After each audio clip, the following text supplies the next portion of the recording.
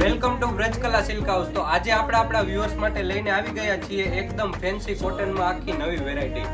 જે બેનો સાડીની વાત કરીએ તો સાડીનો પલ્લુ એકદમ સોબર લુકનો પલ્લુ રહેવાનો છે અને બેનો બોર્ડર એકદમ પ્રોફેશનલ લુકમાં બોર્ડર રહેવાની છે. રેગ્યુલર બોર્ડર કરતાં આખી અલગ રહેવાની છે અને સાડીમાં આખી આ રીતે ઝીણી ઝીણી બુટ્ટી રહેવાની છે.